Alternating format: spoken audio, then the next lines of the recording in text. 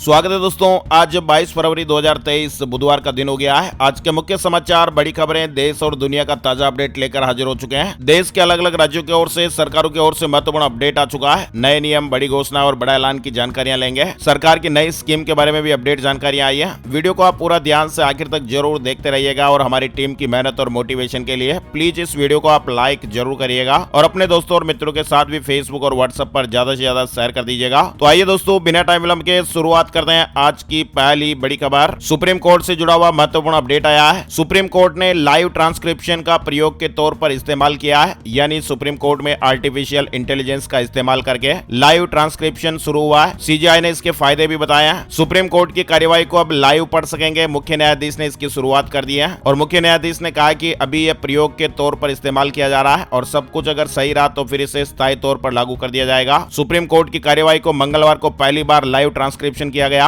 और ऐसे में अब कार्यवाही को लाइव पढ़ा जा सकेगा। वहीं सिंगापुर के पे नाउ से जुड़ा यूपीआई बड़ा अपडेट आ चुका है। पीएम मोदी ने कहा कि क्रॉस बॉर्डर फिनटेक कनेक्टिविटी के नए अध्याय का शुभारंभ हो गया है। मतलब दोस्तों, इस सुविधा से बहुत ही बड़ा फायदा मिलने वाला है। सिंगापुर और भारत आपस में जुड़ गए हैं। सिंगापुर और भारत के लोग मंगलवार से अपने मोबाइल फोन से एक दूसरे देश में उसी तरह से पैसे ट्रांसफर कर पाएंगे जैसे वे अपने देश में करते हैं। भारत के डिजिटल भुगतान माध्यम यूपीआई को सिंगापुर के पे नाउ से जोड़ दिया गया है। वहीं अग्निवीर भर्ती में बड़ी राहत दी गई है। एलिजिबिलिटी का दायरा बढ़ा दिया गया है। अब इन्हें भी नौकरी में मौका मिलेगा। अग्निवीर भर्ती के लिए योग्यता में बदलाव हुआ है। अग्निवीर भर्ती में आवेदन करने के लिए आप ऑफिशियल वेबसाइट joinindianarmy.nic.in पर जाएं। किसी फर्जी या स्कैम वेबसाइट पर ना चले जाएं। भारतीय सेना में भर्ती के लिए पिछले साल अग्निपथ स्कीम लॉन्च की गई थी और इसी स्कीम के तहत इंडियन आर्मी में अग्निवीरों की भर्तियां हो रही है। अग्निवीर भर्ती के लिए जारी नोटिफिकेशन के अनुसार अब 10वीं के बाद ITI सर्टिफिकेट रखने वाले उम्मीदवार भी इसमें अप्लाई कर सकेंगे और इसमें अलग अलग ट्रेड में ITI करने वाले आवेदन के पात्र होंगे। अग्निवीर भर्ती नियमों में यह बड़ा बदलाव हुआ है। ITI और पॉलिटेक्निक पास आउट भी अब इसमें आवेदन कर पाएंगे। वही दोस्तों, भक्तों के लिए खुशखबर आ रही है। अब सशुल्क दर्शन करने वालों को फ्री में मिलेगा महाकाल का प्रसाद। आने वाले दिनों में महाकालेश्वर प्रबंध समिति के द्वारा सशुल्क दर्शन करने वाले श्रद्धालुओं को मुफ्त में बाबा महाकाल का प्रसाद दिया जाएगा। विश्व प्रसिद्ध श्री महाकालेश्वर मंदिर में सशुल्क दर्शन करने वालों के लिए यह राहत भरी खुशखबर है। होली पर भारतीय रेलवे ने बड़ा ऐलान किया है। 20 नई रेलगाड़ियां शुरू होने जा रही हैं। यात्रीगण अपने घर जाने के लिए इन ट्रेनों में सीट बुक करा सकते हैं। 16 जोड़ी होली स्पेशल ट्रेन पहले ही चलाने की जानकारी दी गई थी। अब 4 और नई ट्रेन की जानकारियां आई है। भारत से प्रेरित होकर लंदन में चलाई जाएगी मिड डे मील योजना। स्कूली बच्चों को पौष्टिक भोजन मिलेगा, यानी भारत की तरह ही अब मिड डे मील भोजन योजना लंदन में भी स्कूली बच्चों के लिए लागू की जाएगी। सितंबर 2023 से ही 1 साल के लिए इस तरह की योजना लागू करने के बारे में जानकारी आ रही है। अलर्ट करने वाली खबर आई है। 48,000 साल पुराना ज़ॉम्बी वायरस फिर से जिंदा हो गया है। वैज्ञानिकों से बड़ी भूल हो गई और अब दुनिया में तबाही मच सकती है, ऐसी मीडिया रिपोर्ट्स और खबरें हैं। फ्रांस के वैज्ञानिकों ने रूस में जमी हुई झील के नीचे दबे 48,500 साल पुराने ज़ॉम्बी वायरस को फिर से जिंदा कर दिया है। ज़ॉम्बी वायरस वे वायरस होते हैं जो बर्फ में जमे हुए होते हैं और ये वायरस 48,500 साल पुराना है, यानी 48,500 साल पुराना है और इसमें मनुष्यों को भी संक्रमित करने की क्षमता है। वैज्ञानिकों ने लंबे समय से चेतावनी दी है कि क्लाइमेट चेंज ऐसे कई ज़ॉम्बी वायरस को जन्म दे सकता है जो लंबे समय से बर्फ में जमे हुए हैं। हिमाचल प्रदेश से जुड़ी खबर। हिमाचल प्रदेश कर्मचारी चयन आयोग का अस्तित्व खत्म हो गया है। सरकार ने भंग कर दिया है। अधिसूचना भी जारी हो गई है। मामले की जांच रिपोर्ट मिलने के बाद सरकार ने इस तरह का फैसला लिया है। 26 दिसंबर 2022 से निलंबित चल रहे हिमाचल प्रदेश कर्मचारी चयन आयोग को सुख को सरकार ने फिलहाल भंग कर दिया है। दिल्ली को आज मिल सकता है नया मेयर। सुप्रीम कोर्ट का दरवाजा खटखटाने के बाद रास्ता साफ हुआ है। बुधवार को दिल्ली को नया मेयर मिलने की पूरी उम्मीदें हैं। हंगामे के कारण निगम सदन की 3 कार्यवाही बेनतीजा रही, लेकिन सुप्रीम कोर्ट के आदेश के बाद अब मेयर चुनाव की तैयारी पूरी हो गई है। वहीं दोस्तों, बड़ी खबर है। मुख्यमंत्री एकनाथ शिंदे को शिवसेना का अध्यक्ष चुना गया है। उद्धव ठाकरे गुट की याचिका पर आज सुप्रीम कोर्ट में सुनवाई भी होगी। महाराष्ट्र के मुख्यमंत्री एकनाथ शिंदे ने मंगलवार 21 फरवरी 2023 को शिवसेना की राष्ट्रीय कार्यकारिणी की बैठक ली और इस बैठक में एकनाथ शिंदे को पार्टी का अध्यक्ष चुना गया। अभी हाल ही में निर्वाचन आयोग ने उनके गुट को असली शिवसेना के रूप में मान्यता दी थी और उन्हें तीर कमान चुनाव चिन्ह भी आवंटित किया था। वहीं पूर्व मुख्यमंत्री उद्धव ठाकरे ने सुप्रीम कोर्ट से चुनाव आयोग के इस तरह के आदेश को रद्द करने का अनुरोध भी किया है और अदालत आज बुधवार 22 फरवरी को दोपहर 3:30 बजे अर्जी पर सुनवाई करेगी। Dada Saheb Phalke international film festival 2023 से जुड़ा अपडेट भी आ चुका है। द कश्मीर फाइल्स को Dada Saheb Phalke international film festival 2023 में बेस्ट फिल्म का अवार्ड मिला है। विवेक अग्निहोत्री ने इस पुरस्कार को आतंकवाद के सभी पीड़ितों और देश की जनता को डेडिकेट किया है। रेखा को फिल्म इंडस्ट्री में उनके शानदार योगदान के लिए सम्मानित किया गया। रणबीर को बेस्ट एक्टर और आलिया को बेस्ट एक्ट्रेस का अवार्ड मिला है। यूपी बजट 2023 से जुड़ा बड़ा अपडेट आ चुका है। योगी सरकार आज 22 फरवरी को इतिहास का सबसे बड़ा बजट पेश करेगी। बजट बजट में जहां एक तरफ 2024 में होने वाले आम चुनाव की तैयारियों की झलक भी होगी, वहीं संकल्प पत्र में किए गए वादों को जमीन पर उतारने के लिए कवायद भी इस बजट के जरिए आज पेश हो सकती है। बताया जा रहा है कि यह बजट 7 लाख करोड़ से भी अधिक का होगा और बजट में किसानों और महिलाओं के लिए भी बड़े ऐलान हो सकते हैं। उत्तर प्रदेश में आज वित्त मंत्री सुरेश खन्ना बजट पेश करेंगे। किसान, शिक्षा, युवा, रोजगार सभी को उम्मीद है।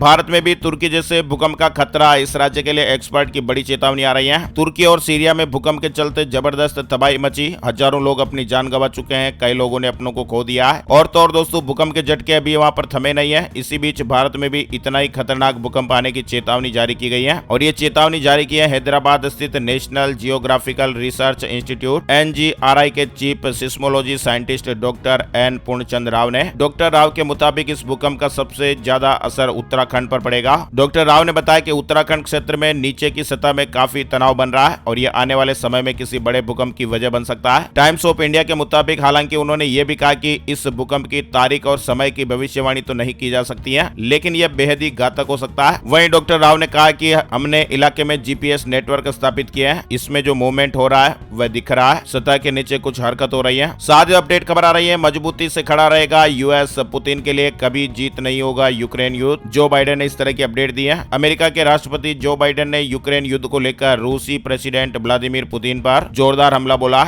उन्होंने कहा कि US और उसके सहयोगी यूक्रेन के साथ मजबूती से खड़े रहेंगे और पुतिन अपने मंसूबों में कामयाब नहीं होंगे। आपको बता दें, गुपचुप तरीके से यूक्रेन पहुंचने के बाद राष्ट्रपति बाइडेन ने इस तरह की बातें कही है। दिल्ली वेदर अपडेट भी आ रहा है। दिल्ली का मौसम एक बार फिर करवट ले सकता है और आज बुधवार से ही तापमान में गिरावट देखने को मिल सकती है। दिल्ली समेत पूरे उत्तर भारत के तापमान में बढ़ोतरी का दौर जारी है। फरवरी के महीने में ही तापमान ने पिछले कई सालों का रिकॉर्ड तोड़ दिया है। अब आज बुधवार से ये संभावना है कि उत्तर पश्चिम भारत में तापमान में 1 से 2 डिग्री की गिरावट आ सकती है। आगे बढ़ते दोस्तों, बड़ी खबर, दिल्ली में ओला, उबर और रैपिडो बाइक टैक्सी सर्विस पर प्रतिबंध लगा दिया गया है। नियम तोड़ने पर भारी जुर्माना लगेगा। दिल्ली ट्रांसपोर्ट डिपार्टमेंट ने ओला, उबर और रैपिडो बाइक टैक्सी पर बैन लगाया है और पाबंदी के खिलाफ जाने पर भारी जुर्माने की घोषणा की है। हालांकि फिलहाल उन हजारों लोगों को यह बड़ा झटका लगेगा जो इन बाइक और टैक्सी सर्विस को अपने डेली कम्यूट के रूप में इस्तेमाल करते थे, पैसे बचाते थे। दिल्ली ट्रांसपोर्ट डिपार्टमेंट ने कड़े शब्दों में बाइक और टैक्सी सर्विस से जुड़े सभी एग्रीगेटर्स को चेतावनी दी है और कहा कि अगर उन्होंने अपने प्लेटफॉर्म यानी ऐप या वेबसाइट के जरिए बुकिंग ली तो फिर मोटर व्हीकल एक्ट के तहत उन पर कड़ी कार्रवाई होगी। आपको बता दें, महाराष्ट्र में भी ओला, उबर और रैपिडो बाइक टैक्सी सर्विस पर पाबंदी लगी है और आने वाले समय में इस पर क्या कुछ बड़ा फैसला हो सकता है। लाखों लोगों की रोजी रोटी भी इस पर डिपेंड करती है। पंजाब से जुड़ी खबर, साइन बोर्ड पर सबसे ऊपर पंजाबी में लिखना होगा नाम, उल्लंघन पर 2000 रुपए जुर्माना लगेगा।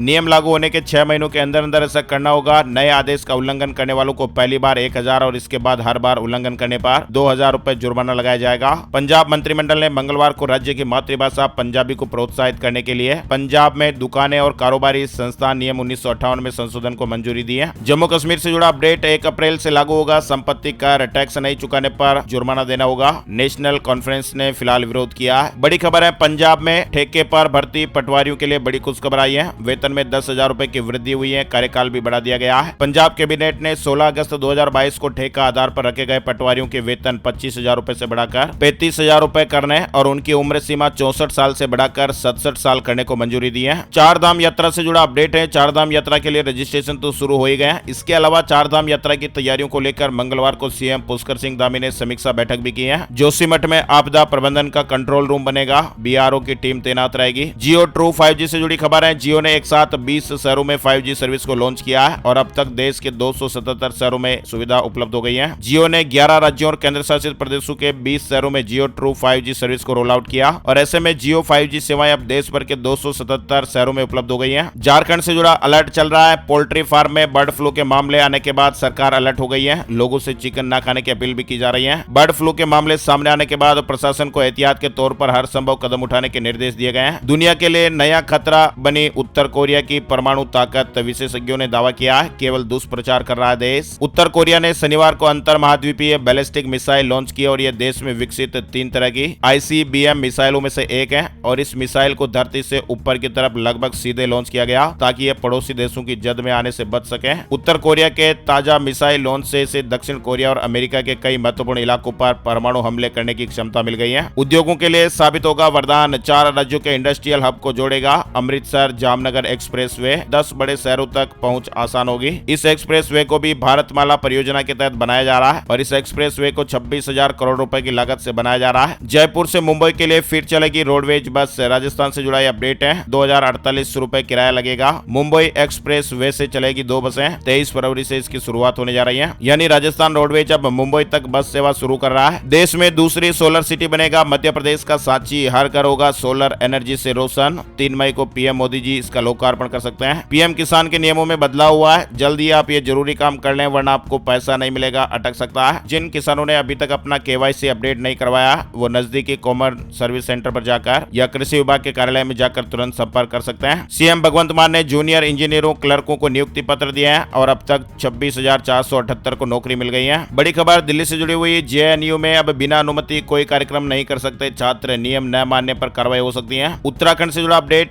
अन्य राज्यों से आने वाले वाहनों से अब लिया जाएगा नया टैक्स। केवल इन्हें छूट मिलेगी। प्रदेश में अब अन्य राज्यों से आने वाले वाहनों से ग्रीन सेस लिया जाएगा और यह सेस 30 रुपए से लेकर 60 रुपए प्रति वाहन प्रस्तावित किया गया है। इस सेस का इस्तेमाल सड़क सुरक्षा के कार्यों के लिए किया जाएगा। इसमें केवल 2 पहिया वाहन और ट्रैक्टर को छूट रहेगी। हेल्थ अलर्ट से जुड़ी खबर है। हार्ट अटैक जैसी बीमारियों का प्री अलर्ट मिलेगा। IIT कानपुर ऐसी टेक्नोलॉजी तैयार कर रहा है। पंजाब कैबिनेट की ओर से बड़ा फैसला हुआ। 3 मार्च से शुरू होगा बजट सत्र। 14,000 कच्चे कर्मचारियों को पक्का किया जाएगा। कैबिनेट ने मुहर लगा दी है। पंजाब कैबिनेट ने वाटर टूरिज्म पॉलिसी को भी मंजूरी दे दी है। फरवरी में ही गर्मी। इन राज्यों के किसान अलर्ट हो जाएं। IMD ने चेतावनी जारी की है। फरवरी में ही गर्मी सताने लगी है। हरियाणा, पंजाब और राजस्थान के किसान भाइयों के लिए तो मौसम विभाग ने एडवाइजरी भी जारी कर दी है। देश के ज्यादातर हिस्सों में तापमान बढ़ रहा है जिसके कारण गर्मी भी बढ़ रही है। मौसम विभाग ने किसान भाइयों को सलाह दी है कि बढ़ते तापमान से फसलों को बचाने के लिए हल्की सिंचाई करें। आगे बढ़ते दोस्तों, बड़ी खबर। महाराष्ट्र के सीएम एकनाथ शिंदे ने मंगलवार को होटल ताज में राष्ट्रीय कार्यकारिणी की बैठक की और इसमें कई प्रस्ताव पेश किए गए जिसमें वीर सावरकर को भारत रत्न देने का प्रस्ताव भी शामिल है। इसके अलावा राज्य में सभी परियोजनाओं में 80% रोजगार भूमिपुत्रों स्थानीय युवाओं को देने, मराठी भाषा को कुलीन भाषा का दर्जा देने के प्रस्ताव भी लाए गए हैं। वहीं फैक्ट चेक में एक बड़ी खबर आ रही है। 6 महीने के फ्री रिचार्ज के नाम पर फ्रॉड लिंक एक शेयर हो रहा है जहां से में आप भी ना आए। सोशल मीडिया पर एक फ्री रिचार्ज का मैसेज वायरल हो रहा है और इस लिंक को आप जैसे ही क्लिक करेंगे तो आपका फोन भी हैक हो सकता है या फिर आपकी जानकारियां चुराई जा सकती हैं। तो ऐसे फर्जी लिंक पर आप क्लिक ना करें। 6 महीने के लिए कोई भी आपको रिचार्ज फ्री नहीं मिल रहा है। भोले भाले लोगों से पैसे नहीं वसूल पाएंगे ट्रांसजेंडर। पुलिस ने सार्वजनिक स्थलों पर जाने पर बैन लगा दिया है। ये खबर आ रही है महाराष्ट्र को लेकर, नागपुर को लेकर। नागपुर पुलिस ने ट्रांसजेंडरों के सार्वजनिक स्थलों पर जाने पर रोक लगा दी है। पुलिस ने मंगलवार को इस तरह का आदेश जारी किया।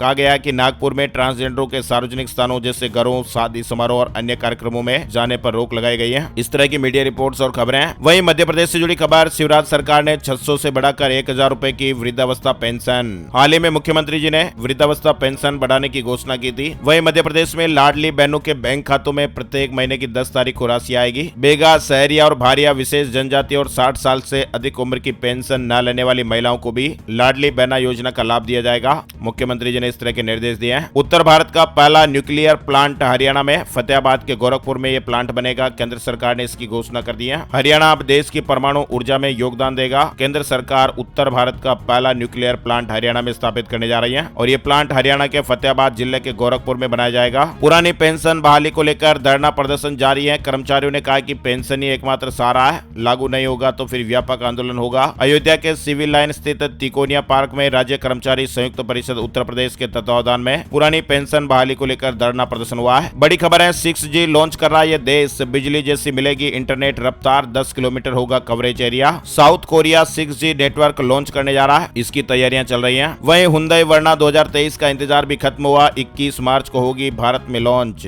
भारतीय बाजार में हुंडई वर्ना 21 मार्च को लॉन्च होने जा रही है। लॉन्च से पहले ही इस कार की डिजाइन और डिटेल्स सामने आ चुकी हैं। हिमाचल बजट से जुड़ा अपडेट है। हिमाचल सरकार 17 मार्च को पेश करेगी अपना पहला बजट। 29 को पारित होगा। साथ ही बड़ी खबर है। अगले शैक्षणिक सत्र से स्कूलों में नए पाठ्यक्रम से होगी पढ़ाई। केंद्रीय विद्यालयों से इसकी शुरुआत होने की खबर है। शिक्षा मंत्रालय ने जानकारी दी है कि अगले साल यानी अप्रैल 2024 से पहले तक स्कूली शिक्षा के सभी लेवल के लिए, सभी स्तरों के लिए पाठ्यक्रम तैयार हो जाएगा और इसी के आधार पर शैक्षणिक सत्र 2024-25 से स्कूलों में इसकी पढ़ाई भी शुरू की जाएगी। आइए अब बात करते हैं gold price today, silver price today को लेकर अपडेट। सोना चांदी सस्ता हुआ है। सोने चांदी के भाव से जुड़ा महत्वपूर्ण अपडेट। मंगलवार सुबह सोने का भाव 56,447 रुपए प्रति 10 ग्राम पर रहा है। वहीं चांदी का भाव 65,639 रुपए प्रति किलोग्राम पर रहा है। IBJ के ऑफिशियल वेबसाइट पर आपको इसकी विस्तार से जानकारी मिल जाएगी। तो दोस्तों, आज के मुख्य समाचार अपडेट में फिलहाल बस इतनी खबरें। अगर आपको हमारा यह प्रयास अच्छा लगा है तो प्लीज वीडियो को लाइक जरूर करें और अपने दोस्तों के साथ भी फेसबुक और व्हाट्सएप पर शेयर कर दीजिएगा। Thank you, take care, good bye, जय हिंद, जय भारत, वंदे मातरम।